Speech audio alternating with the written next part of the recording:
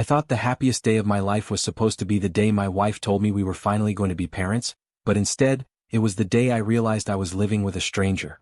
Let's get one thing straight, I loved Allison. I worshipped the ground she walked on for 6 years.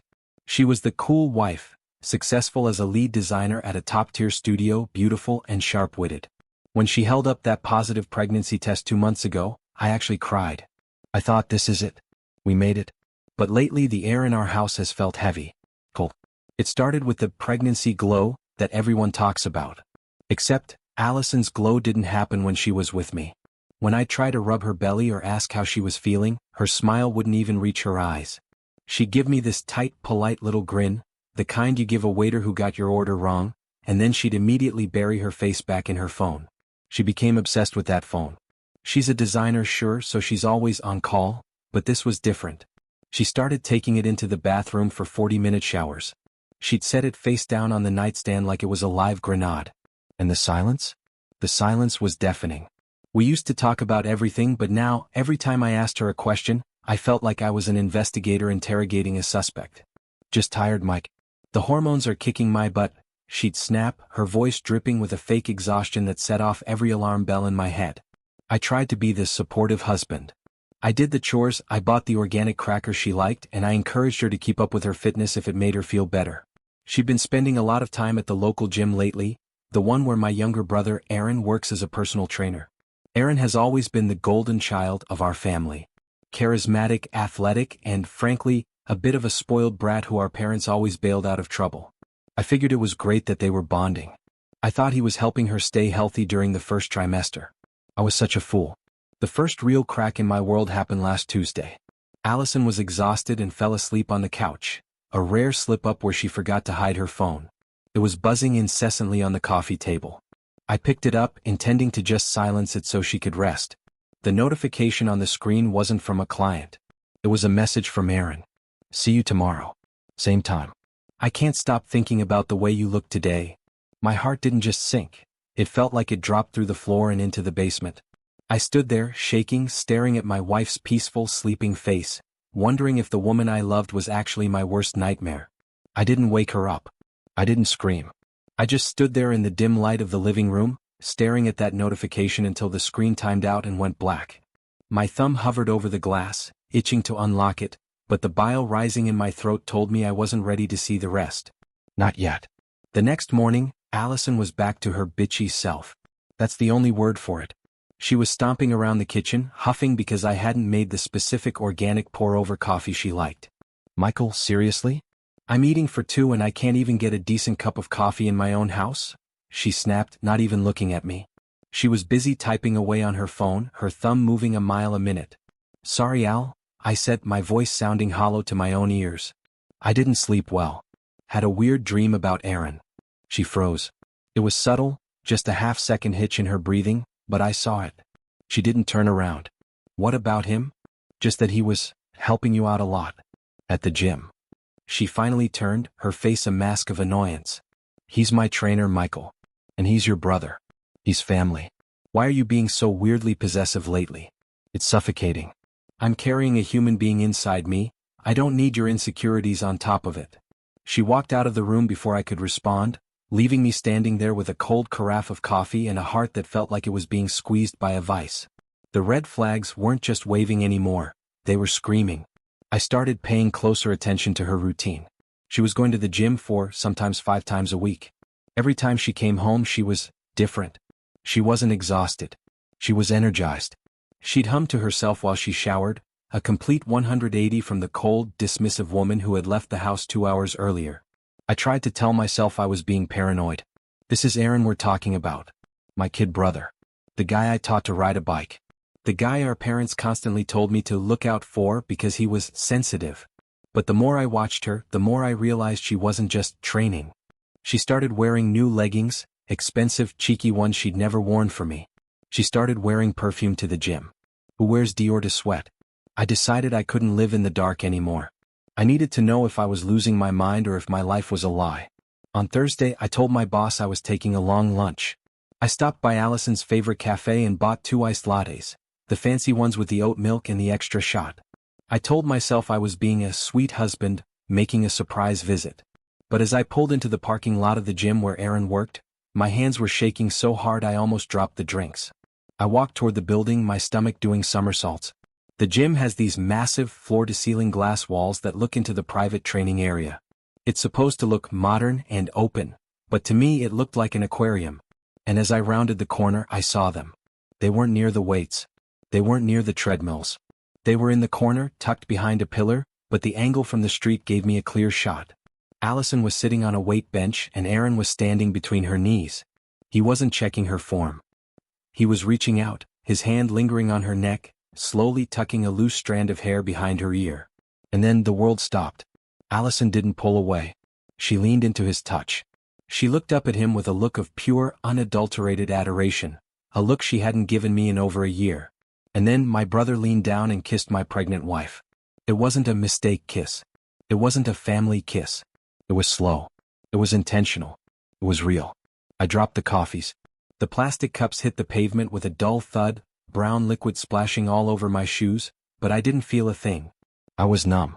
I stood there behind the glass, a ghost watching the destruction of his own life. I stood there for what felt like an eternity, watching my brother's hands slide from her neck to her waist. The golden boy and the perfect wife. Through the thick glass of the gym, it looked like a scene from a movie, except I wasn't the lead. I was the guy in the audience watching his house burn down. My first instinct was to charge in.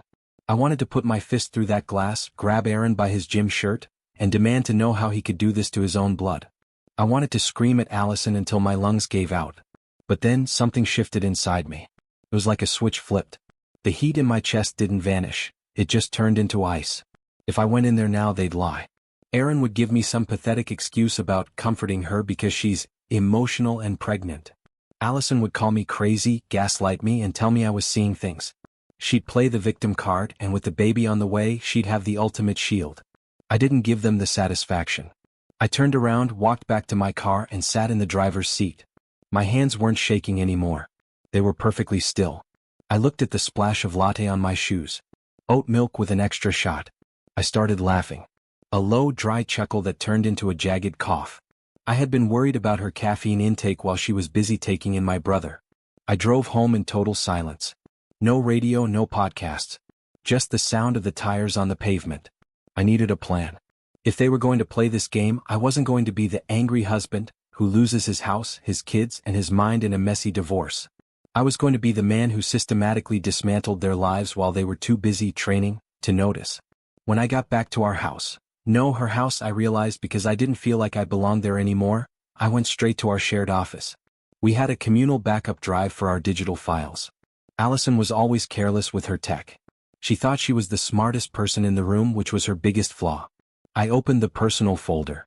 There were subfolders for nursery ideas, baby names, and then a hidden one titled Miscellaneous Portfolio. I clicked it. My heart didn't even race this time. I was beyond pain. I was in the information gathering phase. Inside were photos. Not design drafts. Photos of them. In his car. In a park. In our guest room while I was at work. There were screenshots of texts too. Allison was keeping a digital scrapbook of her betrayal. Maybe she wanted to show the kid one day? Here's how mommy met Uncle Daddy? Then I saw a PDF. It was a lab result from a private clinic, dated 3 weeks ago. My eyes scanned the medical jargon until they hit the bottom line. Paternity probability, inconclusive. Recommendation, postnatal testing or early amniocentesis for confirmation. She didn't even know. She was carrying a child and she didn't know if it was mine or his. And yet, she had looked me in the eye every morning and asked for a better cup of coffee. The front door opened. I heard the jingle of her keys and her humming that same upbeat tune. "Mike, you home early?" she called out, her voice sounding light, airy, and utterly fake. I closed the laptop, leaned back in my chair and took a deep breath. The slow burn was about to begin. "Hey babe," I called back, my voice as smooth as glass. "How was the workout? Did Erin push you hard today?" "Oh, it was intense," she said, strolling into the office while wiping her forehead with a gym towel. She looked flushed, that post-workout glow I used to think was healthy. Now it just looked like guilt masquerading as endorphins. Erin really knows how to push my limits. I'm honestly exhausted. She leaned down to kiss my cheek and for a split second I had to fight the urge to recoil. She smelled like her Dior perfume and, faintly, the sandalwood cologne Aaron has worn since high school. It was nauseating. I bet he does, I said, keeping my eyes fixed on the blank monitor. He's always been thorough. To a fault. Allison paused, her hand lingering on my shoulder. She's sharp, I'll give her that. She sensed the shift in the air, but she was too arrogant to think I'd actually caught her. Is something wrong, Mike? You're acting a bit stiff. Just work stress, I lied, turning to face her with the most convincing, tired husband smile I could muster. Actually, I was thinking. Since you're working so hard at the gym and the baby is growing, maybe we should have a family dinner tonight? Invite Aaron over. Maybe even mom and dad. Let's celebrate the pregnancy properly. Her eyes widened for a fraction of a second. A flicker of panic? Or maybe just excitement at having her lover at our dinner table while I serve them drinks. Tonight? I don't know, Mike. I'm pretty wiped out. I'll cook, I interrupted. Your favorite, lemon herb chicken. And I'll call Aaron. I haven't talked to my little brother in a while. I feel like we've been drifting. She bit her lip, her brain clearly cycling through the risks. But Allison loves a challenge. She loves the thrill of the secret. Okay, she said slowly. If you're up for it, I'll go jump in the shower. As soon as the bathroom door locked, I pulled out my phone. I didn't text Aaron. I called him. Hey, big bro. Aaron's voice was booming, full of that fake, charismatic energy that everyone else seemed to love. To what do I owe the pleasure? Allison just left, she had a killer session today. I heard, I said, my voice steady. Listen, I'm throwing a last-minute dinner tonight. Celebrating the kid. You should come over. Mom and dad are coming too. Oh, tonight? I might have a client. Cancel it, Aaron. Family first, right? That's what Mom always says. There was a long pause on the other end. I could practically hear the gears turning. He was probably wondering if Allison had mentioned anything. But he couldn't say no without looking suspicious. Yeah, you're right. Family first. I'll be there at 7. I hung up and went to the kitchen. I pulled out the sharpened chef's knife and started dicing onions. Every slice was precise. Every movement was controlled. The plan was already forming. I wasn't just going to divorce her. I was going to strip away everything that made them feel safe. Aaron's career as a trainer? Built on a lie. Allison's impeccable reputation at the studio? Fragile. And my parents? They were the wild card. They worshipped Aaron. If I was going to win, I had to see where their loyalties truly lay before I dropped the bomb. By 7 p.m., the house smelled like roasted chicken and betrayal.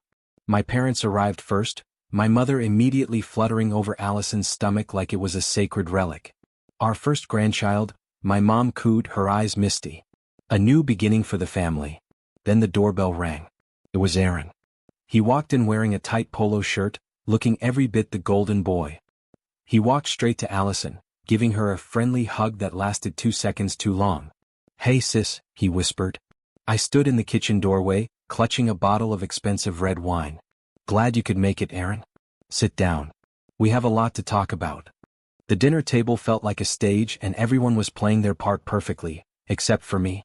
I was the director, watching them recite lines I already knew were lies. My mother was already halfway through a glass of Chardonnay, gushing about nursery themes. I saw the cutest elephant decals at that boutique downtown, Allison. We should go this weekend.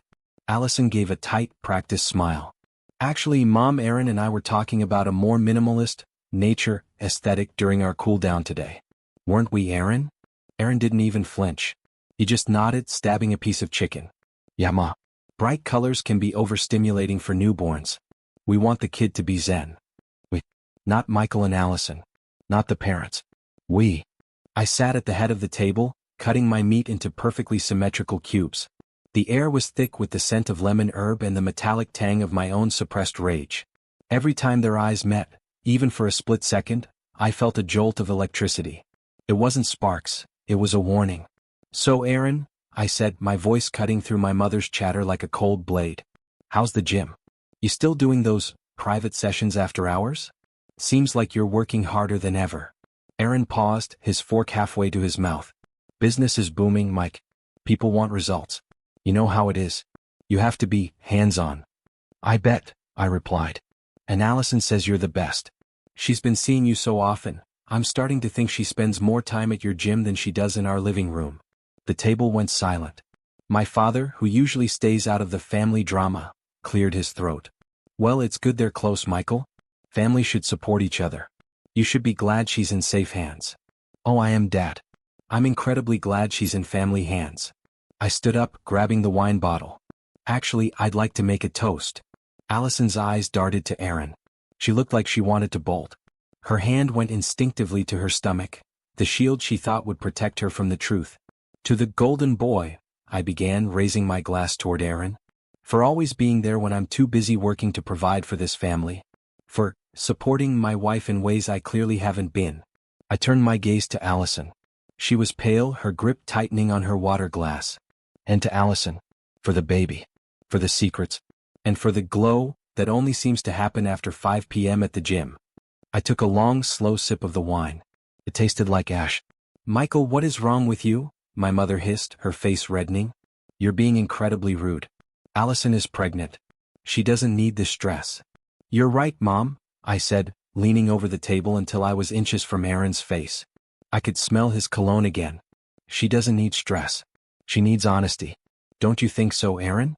Or should we talk about what happened behind the glass wall at 1:15 p.m. today?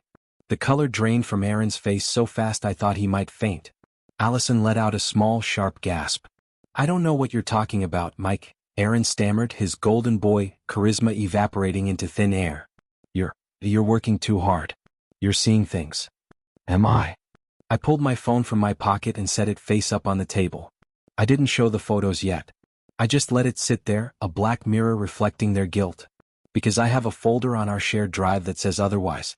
And a lab result that says inconclusive. The silence that followed wasn't just quiet. It was the sound of a family dying. Part 6. The blood that isn't thicker than water. The silence was broken by the sound of Allison's fork hitting her plate with a clatter. She didn't cry. She didn't apologize. She did what she always does when she's cornered. She went on the offensive. You spied on me? She hissed, her voice low and dangerous. You went through my private files? Michael, that is a massive invasion of privacy. I'm carrying your child and you're treating me like a criminal. My child? I asked, my voice terrifyingly calm. Is that what the lab report said, Al? Because inconclusive sounds a lot like, I've been sleeping with 2 men and I'm hoping the one with the steady paycheck doesn't find out. Aaron finally found his voice, though it was cracking. Mike, bro, look, it's not what it looks like. Things got emotional. Allison was stressed and I was there for her. Shut up, Aaron, I snapped. I didn't even look at him. I kept my eyes on my mother. I wanted to see her reaction. Surely the woman who raised me, who preached about honor and family values, would be horrified. Instead, my mother reached out and took Aaron's hand. Michael, stop this right now, she commanded. You're making a scene. People make mistakes. Aaron is young, he's impulsive. And Allison, she's hormonal and confused. You're the stable one. You're the older brother. You need to be the bigger person here for the sake of the baby. I felt like I had been doused in ice water. The bigger person? Mom, he's sleeping with my wife. He might be the father of the child I've been buying cribs for. And you're telling me to be the bigger person? We have to keep the peace, Michael, my father added, leaning back and looking at the ceiling as if the truth was too ugly to witness. If this gets out, the family name is ruined. Think about the scandal. Think about your mother's health. Don't do anything stupid. Stupid. I whispered. Stupid was believing any of you actually gave a damn about me. I looked around the table. My wife the liar. My brother the thief. My parents the enablers. I was the only one standing in the wreckage of a life I thought we built together, and they were already trying to sweep the debris under the rug so they didn't have to look at it. I'm leaving, I said, standing up so abruptly my chair scraped harshly against the floor. Michael, sit down, my mother yelled. We haven't finished dinner. We can fix this. We just won't tell anyone. We'll raise the baby together and we'll just forget this happened. Forget it? I looked at her, and for the first time in my life, I felt absolutely nothing for the woman who gave birth to me.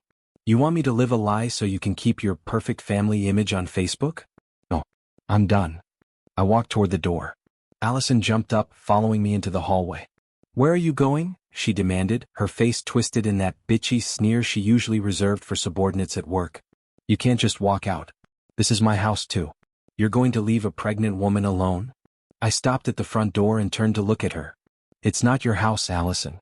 I bought this place before we were married. And as for being alone, you've got Aaron. I'm sure he's great at supporting you, just like he's been doing at the gym.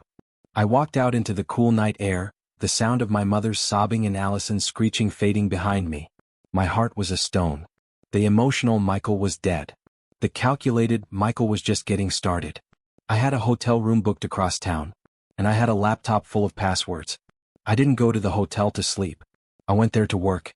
The neon sign of the motel flickered outside my window, casting rhythmic shadows across the desk where I sat with my laptop. My hands were steady. That was the scariest part. The shaking had completely stopped. I felt like a surgeon about to remove a tumor. First, I dealt with the golden boy. Aaron loved his job at the high-end corporate gym. He loved the status, the expensive branded gear, and the way he could prey on vulnerable clients. But Aaron had a secret that he'd mentioned to me years ago over beers, thinking I'd always have his back. He never actually finished his top-tier trainer certification. He'd faked the digital certificate to get the job, planning to eventually take the exam. He never did. I opened an incognito window. I drafted a meticulous, professional email to the gym's corporate compliance office. I didn't mention the affair. That would make me look like a disgruntled relative. No, I played the role of a concerned client who had noticed irregularities in his training methods. I attached a link to the certification database showing his name was nowhere to be found, along with a found digital copy of his forged document that I'd pulled from our shared drive months ago when helping him with his taxes. Subject: formal inquiry regarding trainer credentials, Aaron. Last name. Click. Set. By tomorrow morning, his dream career would be under internal investigation. Then I turned my attention to Allison. She was a brilliant designer, but her ego was her undoing. She frequently took work home, highly confidential blueprints and branding strategies for multi-million-dollar clients. She was supposed to keep them on an encrypted company drive. Instead, she kept copies on our shared home server because she hated the company's slow VPN. I found the folder for her biggest client, a massive tech firm currently in the middle of a rebranding. I saw the logs. She'd been accessing these files at 2 a.m., likely while she was distracted or fueled by the adrenaline of her secret life. Worse, I found a series of emails where she'd accidentally CC'd her personal address with internal sensitive data. I didn't delete anything. I didn't hack. I simply organized. I sent an anonymous tip to the IT security head at her studio. I pointed out a potential security breach involving a shared home network and unauthorized local storage of Project X files. I knew their policy. It was zero tolerance. In the design world, a breach of confidentiality is a career death sentence. I leaned back, the blue light of the screen reflected in my eyes. I wasn't done. My parents had told me to keep the peace and think of the family name. Well, I was going to give them a name that stood for something. Consequences. I checked my banking app. I was the primary on our joint account.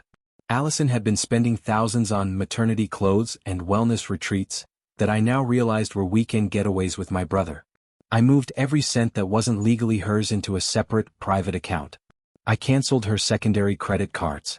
I left her exactly enough for groceries and gas. If she wanted to play house with a jobless personal trainer, she could do it on a budget. My phone started blowing up. 42 missed calls. 115 texts. Mom, Michael, pick up. You're being cruel. Allison is crying. Aaron, bro, let's talk man to man. Don't do this. Allison, you think you're so smart? I'm the mother of your child. You're going to regret this. I blocked them all. Every single one. I looked at the clock. 4 a.m. In 3 hours, the world would start waking up, and the people I once loved would find out that the stable Michael was the most dangerous person they had ever met. Part 8. The sound of walls closing in. The next morning, I didn't wake up to an alarm. I woke up to the feeling of the sun hitting my face in a cold, sterile motel room, and for the first time in months, I didn't feel like I was suffocating. I felt light. I treated myself to a greasy breakfast at a diner down the street. While I sat there sipping black coffee, I checked my email. A confirmation from the gym's corporate office. Thank you for bringing this to our attention. We take credential integrity seriously. An internal audit has been initiated immediately. I could almost see it happening. Aaron walking into the gym, flashing that golden boy grin at the front desk, only to be pulled into the manager's office. I could imagine the way his face would crumble when they asked for his physical certification papers, the ones that didn't exist. My phone, which I had unblocked just for a few minutes to check the damage, started vibrating so hard it nearly slid off the table. It was my mother. I decided to pick up. I wanted to hear the tone of her voice. Michael. Thank God, she shrieked the second I pressed accept. She sounded like she was in the middle of a panic attack. You have to help Aaron. He just called me, he's been fired. They escorted him out of the building like a criminal. He's devastated, Michael. He's at the house with Allison right now and they're both hysterical. Fired? I said, my voice dripping with mock surprise. That's a shame, Mom. Maybe he should have spent less time training my wife and more time actually getting his license. You know, like a professional. How can you be so cold? She sobbed. He has no income now. And Allison. Michael, she just got a call from her boss. There's some emergency audit regarding her files. She's terrified she's going to lose her lead designer spot. This is all happening at once. It's like a curse on this family. It's not a curse, Mom, I said, leaning back in the booth. It's called the truth. It has a funny way of coming out when you stop feeding it lies. You did this, she whispered, her voice turning sharp and venomous. You're destroying your own brother and the mother of your child because your ego is hurt. You're a monster, Michael. No, I replied. A monster is a man who sleeps with his brother's wife. A monster is a mother who tells her son to be the bigger person, while his life is being stolen. I'm just the guy who turned on the lights. If you don't like what you see, stop looking. I hung up before she could respond. I felt a surge of adrenaline. It was working. The slow burn was turning into a wildfire. Allison was losing her professional standing, Aaron was unemployed, and the two of them were trapped in my house together, drowning in the consequences of their own choices. But I knew Allison. She wasn't done lying. She was going to try one last Hail Mary to save herself. 20 minutes later, a text came through from Allison. It was a photo. A grainy black and white ultrasound image from a week ago. Allison, look at this, Michael. Really look at it. This is a human life. Are you really going to let our baby grow up in poverty because you're mad? I'm going to the doctor today for the paternity blood work results. If it's yours, how are you ever going to look yourself in the mirror? My heart didn't skip a beat. I just typed back 4 words. Send me the results. The next few hours were a test of endurance. I sat in my car in a quiet park, watching the world go by, waiting for the digital notification that would decide the rest of my life. My lawyer had already been briefed. The divorce papers were drafted, sitting in a pending folder like a loaded gun. All I needed was the target. Then the email alert chimed. It wasn't from Allison. It was a direct notification from the patient portal we had set up weeks ago. I opened the PDF. My eyes skipped past the headers, the clinic address, and the legal disclaimers. I went straight to the table at the bottom. Probability of paternity, Michael 0%. Probability of paternity, Aaron 99.99%. I didn't cry. I didn't scream. I actually felt a profound sense of relief. The last tether holding me to that toxic house had just snapped. I wasn't losing a child. I was escaping a lifetime of being tied to 2 people who would have used that kid as a weapon against me for the next 18 years. I took a screenshot of the result. I sent it to the family group chat, the one with my parents, Aaron and Allison. Me, congratulations, Aaron. You're the father. Mom, Dad, you finally got the golden grandkid you wanted. I'll expect the house keys on the kitchen counter by 6 p.m. tonight. I've already contacted a realtor. The explosion was instantaneous. My phone lit up like a Christmas tree. Aaron, Mike, please. I'm broke. I can't support a kid right now. We need to talk. Mom, Michael. You can't kick them out. Where will they go? Allison is distraught. Think of the baby. Allison, you can't do this. I have rights. I'll sue you for everything. This is your fault for being so distant. I ignored the noise. I drove straight to the house. I didn't care if they were there. In fact, I hoped they were. I wanted them to see the man they couldn't break. When I pulled into the driveway, Aaron's beat-up car was there, along with my father's sedan. I walked inside, and the air was thick with the smell of cheap takeout and desperation. They were all in the living room. Allison was curled up on the sofa, sobbing into a pillow. My mother was rubbing her back, looking at me with pure hatred. Aaron was standing by the window, looking like he'd aged 10 years in 24 hours. Get out, I said. No volume, no theatrics. Just a cold command. Michael, be reasonable. My father started, standing up. Aaron lost his job today. Allison is under investigation. They have nowhere to go. You have 3 bedrooms. Let them stay in the guest wing until they get on their feet. It's the Christian thing to do. The Christian thing to do was not coveting my wife, Dad, I shot back. And the family thing to do was backing the son who didn't betray his brother. You made your choice at dinner. You chose the golden boy. Now you get to deal with the golden boy's responsibilities. I walked over to the TV stand, picked up a framed photo of our wedding day and dropped it into the trash can. The glass shattered with a satisfying crunch. "You have 2 hours to pack your essentials," I said, looking at Allison. She looked up, her eyes red and puffy, her bitchy mask finally cracked. "You're a monster, Michael," she whispered. "No," I smiled, and it was the most honest smile I'd had in years. "I'm just a guy who's finally moving on. Erin, I hope that extra training was worth it. You're going to be very busy." The next 2 hours were a masterclass in pathetic behavior. I didn't leave the room. I sat in my armchair with a notebook, watching them like an auditor. Every time Allison tried to grab something that wasn't hers, the expensive espresso machine I bought for my birthday, the high-end speakers, even some of the heirloom silverware, I'd clear my throat and point to the door. "That stays, Allison. You didn't pay for it and you certainly didn't earn it," I said, my voice flat. "You're really going to be this petty?" she shrieked, clutching a designer throw blanket. "I'm pregnant. I need comfort." "Then I suggest Aaron buys you a blanket with the money he doesn't have," I replied. Aaron was a shell of a man. He was throwing his clothes into trash bags, avoiding my gaze entirely. He looked like he wanted to vanish into the floorboards. My father stood by the door, his arms crossed, his face a mask of stubborn disappointment, not in Aaron but in me for tearing the family apart. "Michael," my father said as they finally began hauling bags to the cars. "You're making a mistake you can't take back. Once they walk out that door, the family as we know it is gone." "Good," I said. The family as we knew it was a lie. I'd rather have a vacant lot than a house built on a graveyard. As the tail lights of their cars faded down the driveway, the silence that followed was heavy, but it wasn't lonely. It was the sound of freedom. But I wasn't done with this scorched earth phase. The next morning I met with my lawyer, Sarah. She was a shark in a tailored suit and she lived for cases like this. I handed her the paternity results, the evidence of Allison's professional misconduct, and a detailed list of every cent of marital assets she had funneled toward her trysts with Aaron. "Since the child isn't yours," Sarah said, tapping her pen on the desk, "and since you have a solid premarital claim on the house, we're going to go for an annulment based on fraud or a very aggressive divorce. We'll also be filing for the return of any shared funds she used to facilitate the affair. This isn't just a breakup, Michael. This is a repossession." "Do it," I said. "I want her to feel the weight of every lie she told." While Sarah handled the legal side, the natural consequences I'd set in motion started to bear fruit. I got a call from a former colleague of Allison's. Apparently the emergency audit had turned into a full-blown termination. Not only was she fired, but the design studio was considering a lawsuit for breach of contract and potential trade secret exposure. Her reputation in the city was radioactive. No one would hire a lead designer who couldn't be trusted with a basic NDA. As for Aaron, the gym hadn't just fired him, they'd blacklisted him from the major chains in the state. Word travels fast in the fitness industry when someone forges their credentials. But the real boom came from my parents' house.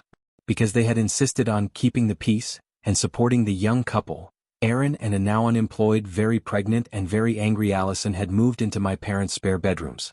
My mother's dream of a golden grandchild was about to turn into a 24-hour-a-day nightmare of screaming matches, financial strain, and the suffocating reality of two entitled people living under one roof with no income. I poured myself a glass of whiskey that night and looked at a brochure for a motorcycle restoration shop 3 towns over. I was starting to see a future that didn't involve any of them. A month passed. For me it was a month of deep cleaning, not just the house but my entire life. I changed the locks, sold the marital furniture on Facebook Marketplace, and scrubbed every trace of Allison's Dior perfume from the master suite. But over at my parents' house? The honeymoon phase of the betrayal was officially over. I know this because my father started calling me. Not to apologize, of course, but to vent. He'd call at 11 p.m., his voice sounding tired and thin. "Michael, it's a madhouse here," he whispered during one call, the sound of muffled screaming audible in the background.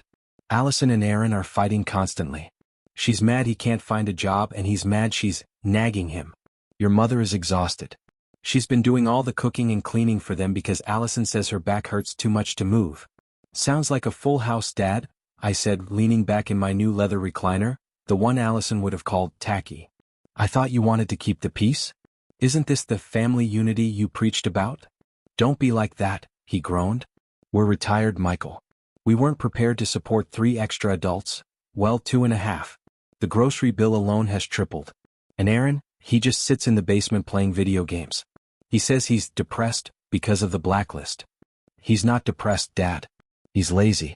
He's always been lazy because you and Mom always caught him when he fell. Well, now he's fallen into a hole he dug himself. Let him climb out. I hung up, feeling a cold sense of justice. The Golden family was discovering that when you take away the stable, high-earning son who handles all the problems, all you're left with is a group of parasites feeding on each other. The next blow came from the legal front. My lawyer, Sarah, had successfully frozen a portion of Allison's remaining personal savings as part of the restitution for marital waste claim. Allison had been using our joint credit card to pay for Aaron's car insurance and supplement his lifestyle for months. I got a frantic, bitchy email from Allison that same afternoon. Allison, you are literally starving your child, Michael. I can't pay for my prenatal vitamins. My lawyer says what you're doing is financial abuse. I'm going to tell everyone what a monster you are. You're lucky Aaron is here to hold me together because you've completely failed as a man. I didn't reply to her. I replied to her lawyer, CCing her. Me, since the child is Aaron's, the responsibility for prenatal vitamins and holding her together falls on the father. Perhaps Aaron can sell his gaming console to cover the costs? Also, attached is the invoice for the $4,000 wellness retreat Allison took in July, which, according to GPS data, was a stay at a boutique hotel with my brother. I'll be expecting that back in the settlement. A week later, I heard from a family friend that my mother's blood pressure had spiked so high she ended up in the ER. The stress of the constant fighting between Allison and Aaron, combined with the financial weight of their presence, was literally making her sick. My father called again, begging me to come over and talk sense into them. They won't listen to me, Michael. Aaron told me to stay out of his business. In my own house. Sorry, Dad, I said, looking at a set of vintage motorcycle wrenches I just bought. I'm busy. I've got a 1974 Honda CB750 in my garage that needs my attention. It's a lot like my life. It was a wreck, but with enough time and the right tools, I'm going to make it run better than it ever did before. I was no longer the stable older brother. I was the one who got away. The golden child finally snapped on a Tuesday. I know the exact timing because my father sent me a flurry of panic texts before finally just leaving a 3-minute voicemail of pure, unadulterated chaos. Apparently, my mother had finally reached her breaking point. She'd walked into the basement to ask Aaron when he planned on looking for a job, any job, even stocking shelves, and found him and Allison mid-argument. Allison had been belittling him, calling him a loser who couldn't even provide for a box of diapers, and Aaron, in his infinite maturity, had decided to put a fist through the drywall of my parents' finished basement. When my mother tried to intervene, Aaron didn't hit her, but he screamed in her face, a guttural, hateful sound that sent her into a full-blown panic attack. He's out of control, Michael, my father's voice shook on the recording, and Allison is egging him on. She's telling him he's a failure, then crying that she's the victim. Your mother is locked in the bedroom. She's saying she wants them out, but Allison says she'll sue us for illegal eviction, since she's pregnant and has established residency. I don't know who these people are anymore. I listened to the message while sitting in my garage, grease on my hands and a wrench in my back pocket. I felt a twinge of pity for my mother's health, but then I remembered her holding Aaron's hand at my dinner table, telling me to be the bigger person, while my world was on fire. The bigger person is currently busy working on his engine, Mom, I thought. A few days later, the real, natural consequences hit the checkbook. My father called me, sounding completely defeated. I'm putting the house up for sale, Michael. I paused, a rag halfway to a chrome tailpipe. The family home? The place you said you'd never leave? We have to, he croaked. The legal fees to fight Allison's residency claims, the medical bills for your mother's heart specialists, and the fact that we've been subsidizing 2 adults for months. We're hemorrhaging money. We're going to downsize to a small condo. 1 bedroom. Just for us. And what happens to the happy couple? I asked. They'll have to figure it out. Aaron is talking about moving into a trailer park or some low-income housing. Allison is, she's hysterical. She says she's above that. She's still trying to get her old job back, but they've sent her a cease and desist for harassment. The Golden family was being liquidated. The legacy my parents worked 40 years to build was being set on floor sale prices just to escape the monster they had nurtured. That night, I received a final desperate call from Aaron. I actually picked up. Mike, he sounded pathetic. The bravado was gone. The alpha trainer was dead. Please. Just, give me a loan. Just 10 grand to get a deposit on a place so the kid doesn't have to live in a dump. I'll pay you back, I swear. With what job, Aaron? I asked calmly. I'll find something. I'm working construction labor right now, but it's not enough. Construction? That's honest work, I said. Keep at it. Maybe in 5 years, you'll have earned enough to look me in the eye. But as for the money? No. I'm actually using my extra cash to buy a second motorcycle. It's a 1960s Triumph. Needs a lot of love, but unlike you, it's worth the investment. You're heartless, he spat. No, I replied. I'm just the stable one, remember? And the stable one is finished supporting everyone else's instability. I hung up and went back to my bikes. I was starting to realize that the best part of revenge isn't the boom. It's the quiet that follows once the noise of the toxic people in your life finally stops. 8 months after the night my life exploded, I received a text from my father. It was a photo of a hospital bassinet. Dad, he's here. Healthy. 7 pounds 8 ounces. They named him Leo. I looked at the photo. The baby was swaddled in a hospital blanket, eyes squinted shut against the world. I waited to feel something, a pang of what if, a shred of regret, maybe even a hint of that older brother instinct to protect. Nothing. I felt exactly the same way you feel when you see a stranger's baby in a Facebook ad. I felt zero connection to that child, and for that I was profoundly grateful. The DNA test had been a shield, but the emotional detachment was my armor. A few minutes later my phone buzzed again. It was a private number. I knew it was her. Michael. Her voice sounded different. The bitchy edge was blunted by sheer exhaustion, but the manipulation was still there, buried under a layer of false vulnerability. He looks just like you, Michael, she whispered. I know what the test said, but looking at him, it's like seeing a mini version of you. Doesn't that mean anything? I almost laughed.